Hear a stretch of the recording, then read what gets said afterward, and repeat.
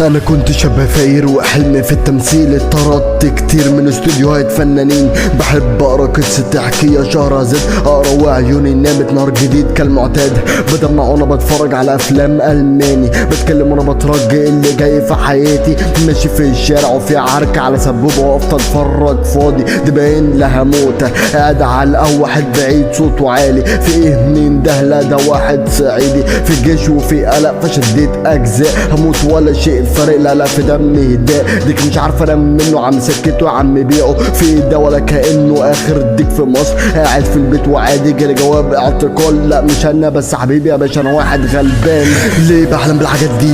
انا نمبر 1، انا فاجر مش حد غير اللي قلته مش مهم. في ناس بتتبعني قطاع عايش عليهم واعمل ايه؟ ذكي جدا الكلام ببيع تقطع عليا، طب ايه؟ ليه بحلم بالحاجات دي؟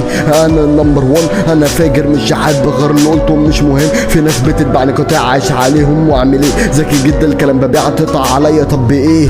انا عارف انه اسرائيلي بس اوعى تنشر الصورة. بص انا هعمل فرح اختي بفلوسي وحتى في ايام كورونا مقاطعة هطلع بفيديو.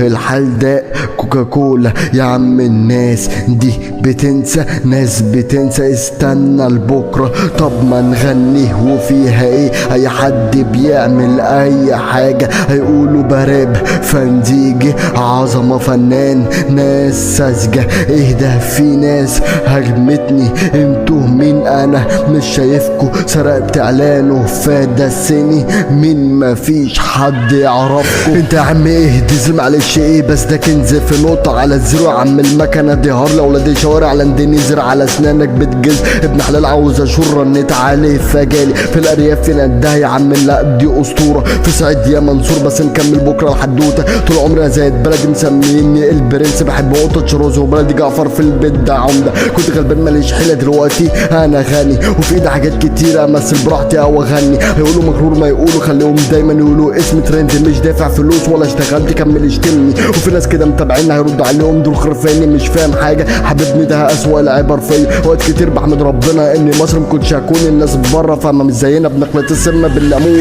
ليه بحلم بالحاجات دي؟